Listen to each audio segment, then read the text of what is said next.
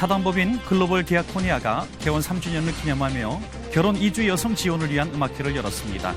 다문화 여성들에게 따뜻한 감동을 전한 소식 잠시 후 전합니다.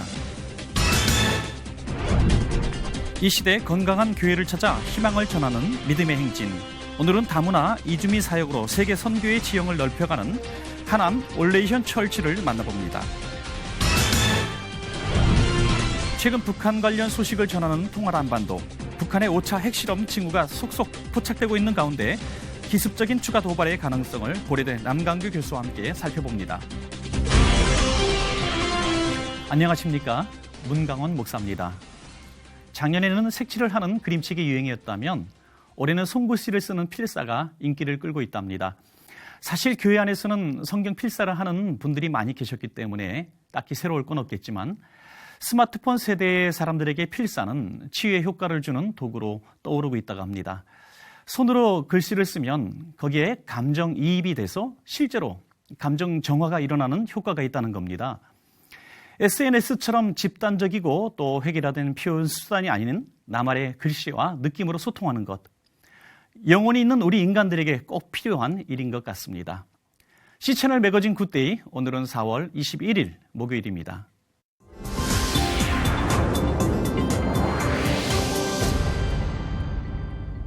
첫 순서로 교계 뉴스부터 정리해드립니다.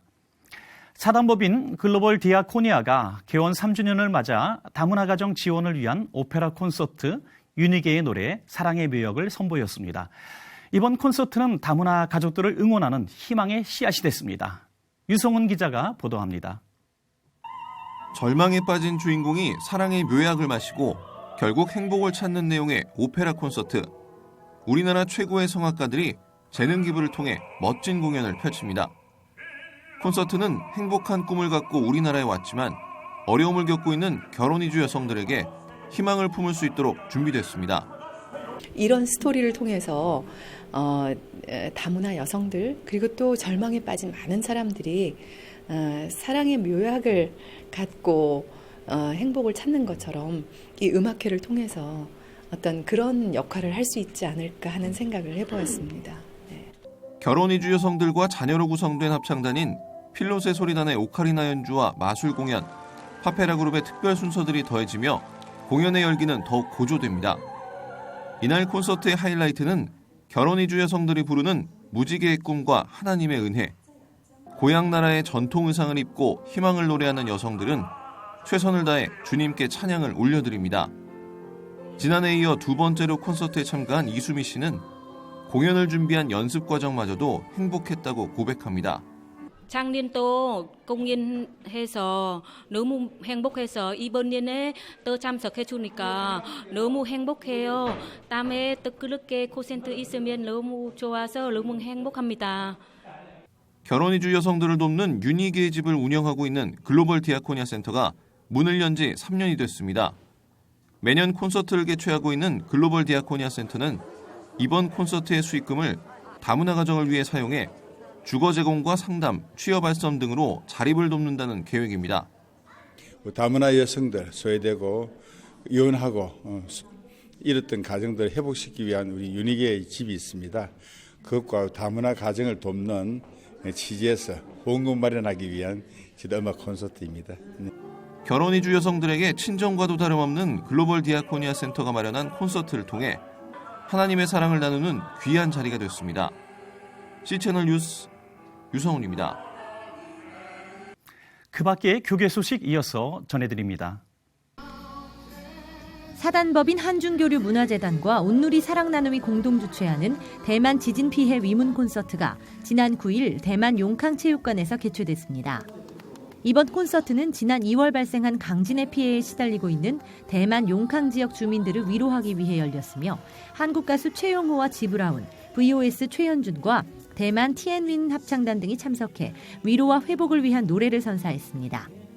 대만교회는 90년 복음화 운동으로 빠른 속도로 부흥했지만 현재 복음화율 4%에 머물고 있으며 국민 대부분이 유교와 불교, 도교가 혼합된 전통 종교를 신봉하고 있습니다. 콘서트가 열린 대만 용캉 지역은 지난 2월 원자폭탄 2개 위력과 맞먹는 리히터 규모 6.7의 강진이 발생하며 약 50명의 사망자를 발생시킨 곳으로 주민들은 여전히 정신적, 경제적 피해에 시달리고 있는 상황입니다. 대만 지진으로 인해서 용캉 지역에 많은 분들이 어려움 속에 고통 속에 있었는데 이번 이 기회를 통해서 한국의 영적 기운과 복음의 아름다움이 대만에 넘쳐나기를 바랍니다. 다음 소식입니다. 일본에 이어 진도 7.8 규모의 강진으로 많은 사상자를 낸 에콰도르. 일본도 그랬듯이 에콰도르도 여진이 230여 차례나 계속됐다고 합니다. 에콰도르에 계신 선교사님 연결해서 현지 소식을 좀 들어보겠습니다. 예준성 선교사님, 안녕하십니까? 네, 안녕하십니까. 예준성 선교사입니다. 네, 선교사님. 우선 안부부터 좀 여쭤야 될 것 같습니다. 선교사님 계신 거 어떻습니까?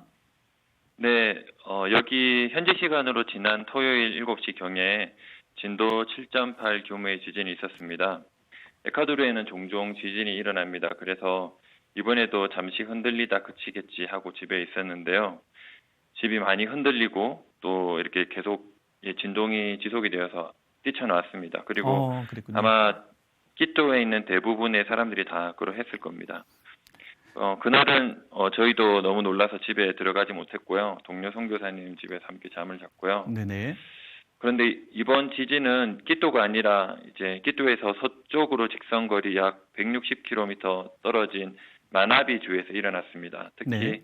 6개 도시에서 사상자가 많이 발생했는데요. 오늘 오후 여기 시간으로 오후 3시까지 뉴스를 보니까 약 500여 명의 사상자가 났고요. 또 오전에 국방부 발표를 보니까 사상자가 약 400여 명, 또 부상자가 약 4천여 명, 네. 또 실종자가 약 한 250여 명 정도 있다고 발표를 했습니다. 그런데 네네. 실제로는 피해자가 더 많은 것 같습니다. 네네.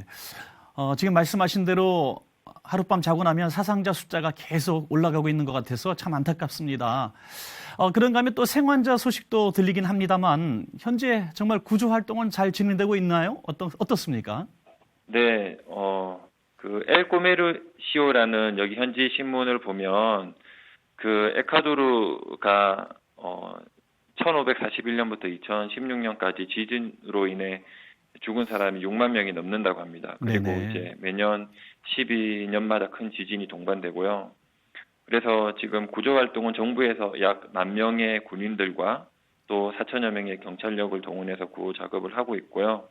또 시민들도 자발적으로 또 생필품과 의류를 모아서 현장에 보내고 있습니다. 국제사회에서는 또 멕시코, 파나마, 유니세프, EU 그리고 적십자 등에서 이렇게 구호팀을 보내서 돕고 있습니다. 그리고 네네. 이제 여러 가지 돕고 있지만 그럼에도 불구하고 또 돕는 손길이 더 많이 필요한 것은 사실인 것 같습니다. 네네. 한인 피해는 없는 것으로 일단 발표가 있었던 것 같습니다. 그런데 네. 우리 교회와 선교사님들 여기서 좀 적극적인 어떤 구호 활동이나 봉사 활동 이런 준비들 하고 계시나요? 네. 대사관과 그리고 현지 한인분들 소식에 의하면 한인들은 직접적인 인명 피해가 없는 것 같습니다. 피해 지역 중에 많다라는 곳에 한인들이 사시는데 다 안전하다고 확인했다고 합니다. 네. 그리고 저희도 어제 오전에 이제 한인 선교사 연합회에서 회의를 가지고 또 에콰도르 피해 지역을 돕기 위한 또 헌금을 준비하기로 했습니다. 네. 그래서 한국 교회에 관심이 많이 필요하고요. 그리고 이제 주요 사상자가 발생한 곳이 해안가의 6개 도시인데 이제 저희가 생각하기로는 이제 구조 인력이 주로 도시로 많이 들어갔기 때문에 도시를 거치는 마을 가운데도 피해가 많이 있을 것 같거든요. 그래서 네네. 국가 차원만큼의 손길은 되지 않겠지만 또 도움의 손길이 필요한 곳을 찾아서 모금한 헌금으로 또 어려움이 있는 지역에 도움을 준비를 하려고 하고 있습니다. 네네. 또 에콰도르 현지 선교단체 그리고 교회들도 이 일에 많이 동참하고 있고요. 또 한인 교회 역시 이 일에 많이 동참하고 있습니다. 네네. 네, 이렇게 큰 사건, 사고가 일어날 때마다 또 지구촌 구석구석에 우리 선교사님들이 계시다는 것이 참 감사하기도 하면서 또 송구하고 죄송한 마음도 들고 그렇습니다. 선교사님, 모처럼 안전에 정말 유의하시고요. 말씀하신 기도 제목 위에서 저희도 함께 기도하겠습니다. 오늘 말씀 감사합니다. 네, 감사합니다.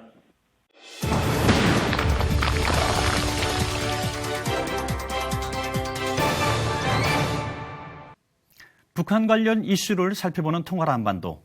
고려대학교 아세아 문제연구소 남강규 교수님과 함께하고 있습니다. 교수님 안녕하십니까? 네, 안녕하세요. 반갑습니다, 교수님. 네. 금년 1월에 4차 핵실험을 했습니다. 그런데 불과 3개월 지난 지금 시점에 또 5차 핵실험을 한 징후들이 속속 포착되고 있는데 어떻습니까? 네, 그렇습니다. 지금 이제 그 보도 또 미국 쪽 어떤 그 관측 기관에 따르면은 지금 그 북한의 그 핵실험 장소죠. 한경북도 풍계리 핵실험장 주변의 그 차량 이동 또 인력 장비 이동이 지금 한 주 사이에 한 200가량 지금 이제 활발하게 움직이는 것으로 지금 나타나고 있습니다.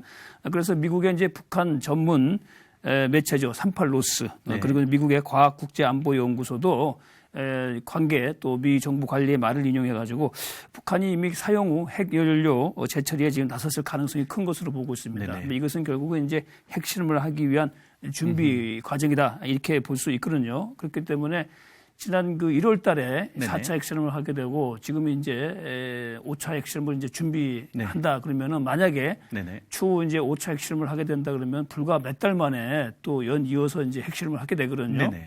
네, 이것은 이제 과거에 보게 되면 북한이 이제 핵실험을 보통 한 3년 정도를 이제 주기로 해가지고 해왔는데 올해 같은 경우는 지금 뭐 1월 달에 하고 또 이번에 하게 되면은 상당히 그 빠르게 하는 것이죠. 이렇게 하는 것은 아마 그 지난 그 김정은이 이제 국제사회 대북 제재가 들어가고 특히 2월 달에 장거리 미사일 발사하고 난 다음에 그 유엔에서 북한에 대한 그 강력한 대북 제재를 그때 그 당시 이제 준비하고 있는 상황 아니었습니까?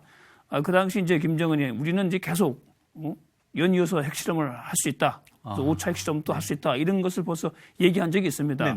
아마 그런 그 주장 얘기도 했기 때문에 지금 여러 가지 움직임이 5차 핵실험 징후가 많이 지금 나타나고 있습니다. 네.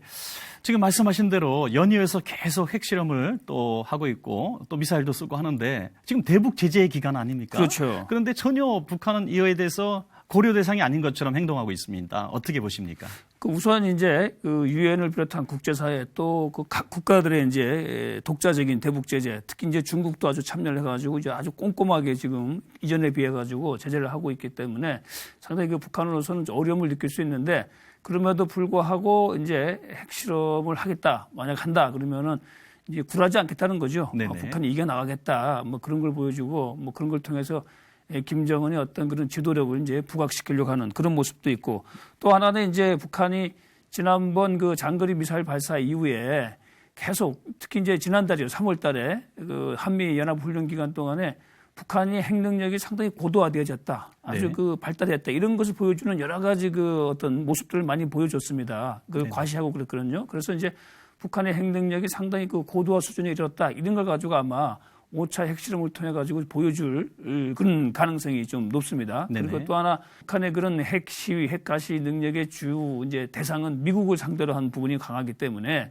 그 미국이 좀 대화로 나와라. 그러니까 지금 이제 제재 국면이 아닌 그런 좀 미국에 대한 압박의 성격도 지금 같이 담고 있는 뭐 그런 여러 가지 복합적인 성격을 갖고 있죠. 네, 그렇군요.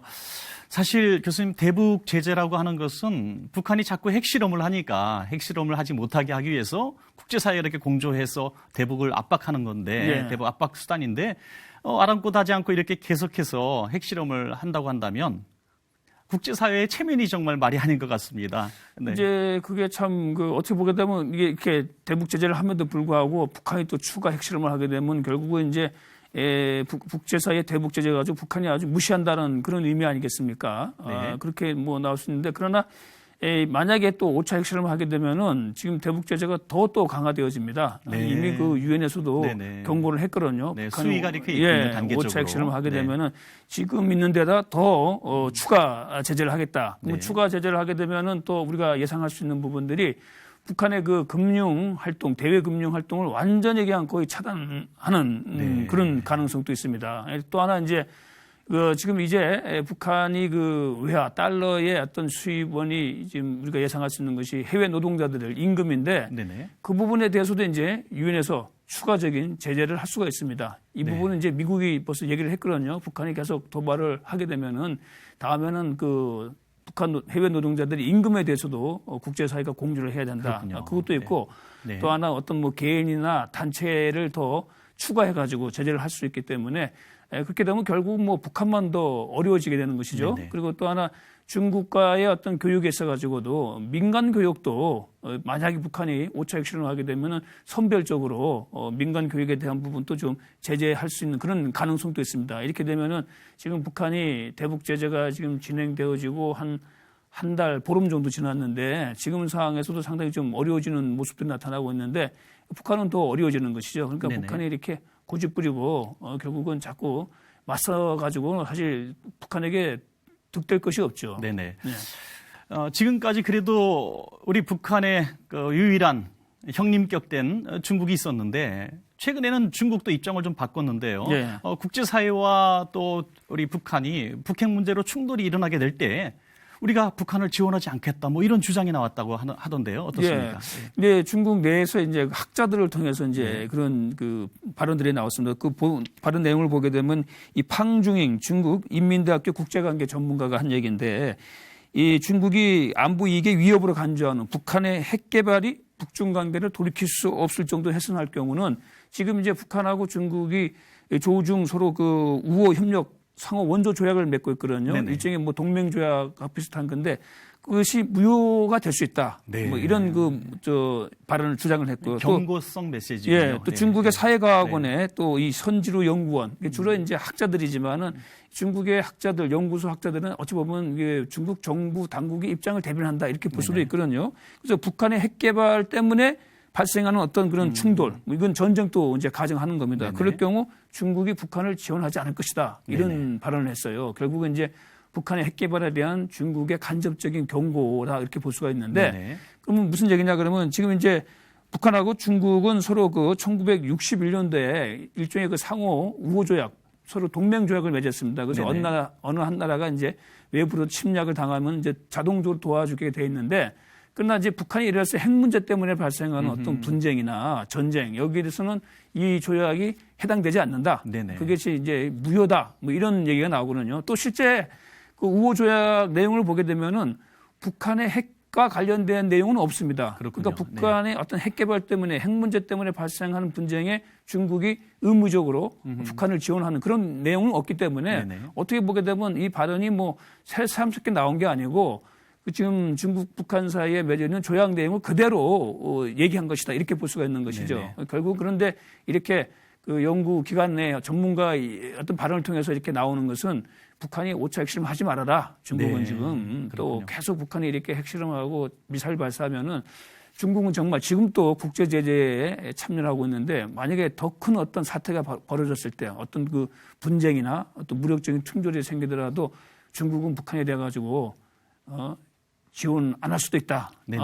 뭐 알아서 해라. 뭐 이런 어떤 네네. 일종의 경고성의 그 발언일 수도 있기 때문에 북한이 이걸 잘 예의주시를 해야죠. 여기서 도발하게 되면 김정은 정권의 어떤 그 위험도가 높아질 수 있지만 더 나아가서 북한 체제 자체도 앞날을 우리가 장담할 수 없는 그런 상황으로 갈 수가 있기 때문에 여기서 북한이 더 이렇게 지나치게 행동하는 뭐 5차 핵실험을 한다거나 계속 뭐 장거리 미사일 발사한다거나 이런 것은 결국 북한의 어려움, 체제의 어떤 그런 붕괴만을 더 가속화시킬 것이다. 이런 점을 북한이 분명히 알아야 되겠습니다. 네. 네, 교수님 오늘 말씀 여기까지 듣겠습니다. 네, 고맙습니다. 예.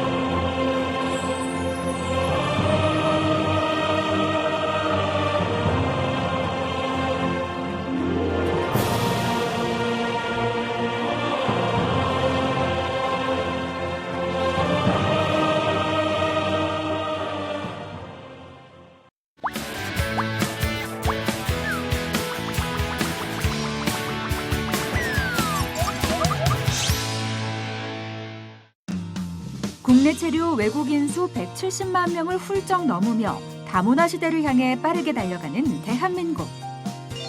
이방인이 아닌 이웃으로 찾아온 이주민들에게 안식처가 되어주는 곳이 있습니다. 경기도 하남에 위치한 올레이션 처치. 이주민들은 이곳에서 한국 생활을 배우며 세계 선교의 리더로 세워지고 있습니다. 어려운 환경 가운데서도 한결같은 열정으로 이주민들을 섬겨온 올레이션 처치. 각 나라 복음의 열매들을 기대하며 세계 선교의 지평을 넓혀가고 있습니다. 매주 건강한 한국 교회를 만나보는 시간, 교회 탐방, 믿음의 행진 시간입니다. 오늘은 하남 올레이션 철치 김찬호 목사님 모시고 말씀 나눠보겠습니다. 목사님 오늘 나와주셔서 감사합니다. 네, 목사님 반갑습니다. 네, 반갑습니다. 목사님 올레이션 철치 이름에서 벌써 어떤 교회다 하고 느껴지는데요. 이렇게 다문화 사역을 하시게 된 계기를 먼저 말씀해 주시기 바랍니다. 네, 저는 필리핀에서 한 3년 정도 사역을 했었고요. 네. 그리고 2004년도 3월경에 다시 국내에 들어오게 되었습니다. 그래서 한 1개월 정도 하나님께 기도하다가 하나님이 다시 해외를 나가기를 원하시는지 아니면은 국내에 있기를 원하시는지 기도하는 중에 하나님께서 하남이라고 하는 도시로 인도해 주셨습니다. 네네. 그래서 그동안 짧은 시간이지만 선교 사역의 경험을 통해서 이제 젊은이들을 깨워서 이제 내보내는 사역을 감당해야 되겠다. 그렇게 시작을 했습니다. 네네. 그래서 젊은이들을 모으고 그렇게 사역을 하다가 한 1년 반 정도 사역을 하다가 조금 어려움이 있었습니다. 네. 그렇게 시간이 지난 동안 길가에서 우연히 만난 네. 몽골 친구 한 사람을 만나게 되었습니다. 네네. 그 친구를 만나서 또 도와주기도 하고 또 같이 초청해서 예배를 같이 드렸습니다. 네. 그리고 그 친구를 이제 바로 줬는데 그 친구가 근무하는 공장에 파키스탄, 방글라데시 또 몽골 친구들이 있어서 우리가 성경 공부하면 좋겠다 그렇게 이야기했더니 그렇게 하자고 그래서 그 공장 앞에 컨테이너가 있었습니다. 네네. 거기서 성경 공부를 시작된 게 이제 외국인 사역을 시작하게 되었고요. 그렇군요. 네, 그래서 제가 좀 필리핀에 있었다고 하니까 필리핀 친구들이 좀 오기 시작하게 되고 그러면서 필리핀 사람들과 외국인 다문화 가정들과 함께 올레이션 처치를 시작하게 되었습니다. 네네, 그렇군요. 네, 목사님. 다문화 이웃들에게 있어서 이 땅은 낯선 곳이 아니겠습니까? 네. 그분들의 필요를 채워주고 도움을 주는 사역들이 참 방대할 텐데요. 어떤 사역들을 하고 계시나요? 저희들은 특히 이제 다문화 가족과 외국인들을 지원하기 목적으로 상담, 교육, 문화, 복지 이 네 가지의 큰 영역을 가지고 그분들에게 이렇게 지원하고 돕고 있습니다. 네. 상담은 특별히 24시간 제가 휴대폰을 켜놓고 있을 정도로 그렇군요. 그렇게 네. 상담하고 있고요. 또 때로는 부부싸움 가운데 또 가정을 나오기도 하고 네. 또 밤에 이렇게 차를 타고 가다가 외국인들이 교통사고 나서 또 전화가 오는 경우도 있고 네. 여러 가지 그런 모습 가운데 전반적인 모든 부분들을 상담하고 있습니다. 네네. 그리고 이제 교육적인 부분들은 특별히 이제 한국어 교육인데요. 네. 다문화 가족과 외국인들이 한국어를 잘하는 것이 한국에 정착하는 데 매우 도움이 많이 되고 네네. 있습니다. 그래서 다문화 가족 같은 경우에는 지금 이제 월요일부터 금요일까지 오전 10시부터 12시까지 매일 동안 이렇게 2시간 정도 교육을 하고 있고요. 네네. 네네. 그래서 그런 교육뿐만 아니라 그다음에 세미너 여러 가지 이 교육 가운데 각종 세미너와 요리 교실 이런 부분들을 계속적으로 1년 동안 하고 있고요. 네네. 그다음에 친정 부모 맺기를 통하여서 우리 다문화 가족들이 한국에 잘 정착하도록 하는데 많이 돕고 있습니다. 또 특별히 이 친정 방문 5가정을 필리핀, 중국, 지금 베트남, 태국, 올해는 캄보디아 5가정을 이제 데리고 가서 보내주는 프로그램. 네네. 그래서 네. 보내주는 프로그램을 진행하고 있고요. 네. 그리고 다문화 가족 5가정을 매년 또 선정을 해서 결혼식 하고 있습니다. 그렇군요. 그러면서 저희들이 2008년도에 사단법인 국제외국인센터를 설립해서 2013년도에 하남시 다문화 가족 지원센터를 위탁받게 되었습니다. 네. 지금까지 이제 다문화 가족 지원센터를 위탁받으면서 직원들과 또 한국어를 가르칠 수 있는 선생님들 여러 직원들을 통하여서 잘 그분들을 정착하고 지원하는데 노력을 많이 하고 있습니다. 네, 목사님 말씀 듣다 보니까 정말 외롭고 힘든 우리 이주민 형제자매들을 위해서 큰 일을 하고 계시는 것으로 알고 마음이 흐뭇해집니다, 목사님. 네. 그런가 하면 교회 내에서 시작한 아주 작은 어떤 행사들이 지금 하남시 전체가 참여하는 큰 축제가 되었다고요. 네, 네. 저희들이 이제 2006년 7월부터 본격적으로 외국인 사역을 시작하게 되었는데요. 2007년도에 이제 가을에 1회로 다문화 페스티벌을 시작하게 되었습니다. 그래서 다문화 페스티벌을 시작하는 동기는 각국의 나라에 자랑스러운 문화들이 있는데 네. 그 나라 문화들을 우리 서로가 공유하고 또 우리 내국인들에게 다문화 가정들을 소개함으로 말미암아 인식을 전환시키고 또 우리 한국민들, 우리 시민들께서는 다양한 문화들을 접함으로 체험하고 네. 그분들을 이해하고 네. 또 서로 하나 되게 하는데 큰 도움을 주기 위한 목적으로 시작하게 되었습니다. 그래서 저희들 다문화 페스티벌의 프로그램을 보게 되면 오전 9시부터 저녁 한 7시까지 이렇게 진행을 하는데요.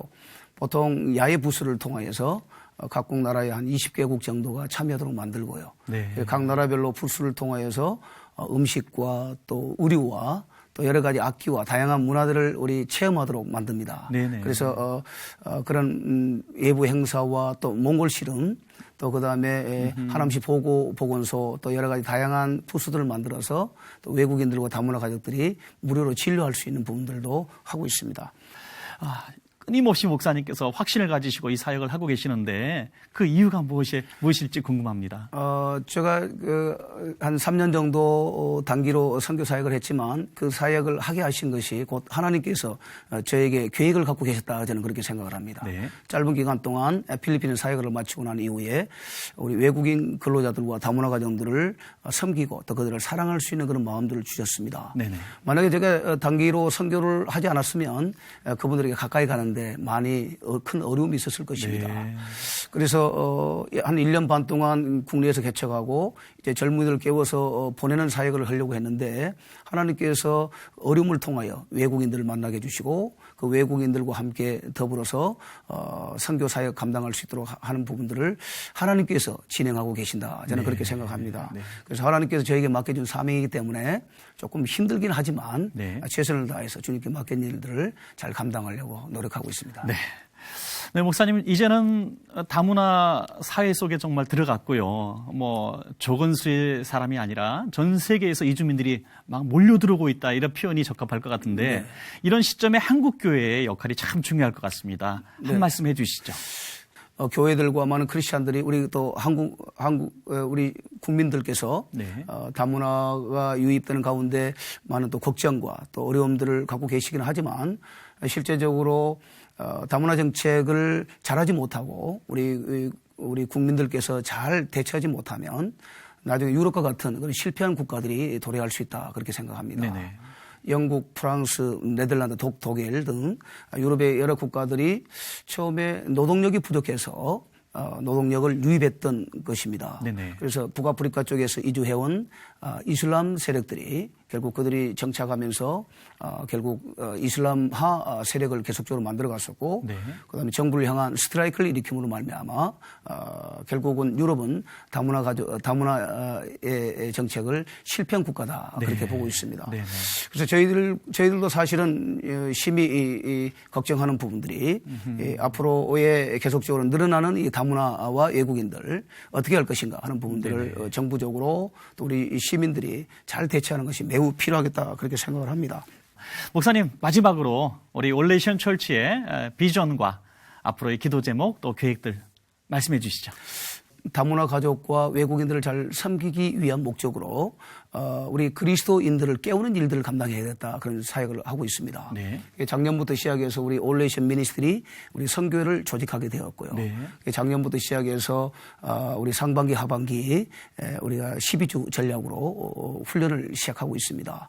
왜냐하면 아무리 열심히 신앙생활을 해도 선교의 비전이 없으면 다문화와 외국인들에 대한 관심이 없더라고요. 네네. 그래서 우리가 조그마한 우리와 같은 교회가 그 일을 다 감당할 수 없기 때문에 네.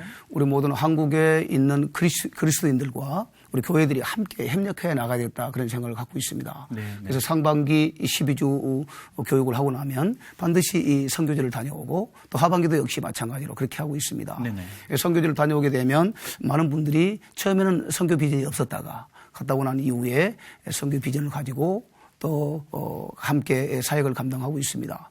정말 열방과 모든 민족을 품고 기도하는 것은 주님의 소원이고 또 명령입니다. 그런데 이렇게 한국에 들어와 있는 여러 다민족 또 우리 형제자매를 품고 기도하는 것 또 사역하는 것 정말 지극히 당연한 일이라고 생각하고 우리 올레이션 철치에 정말 많은 기도 동역자들 또 후원자들이 와서 이 일에 더 동참했으면 하는 그런 기도 제목 갖게 됩니다. 오늘 귀한 말씀 감사드립니다. 목사님. 네, 감사합니다.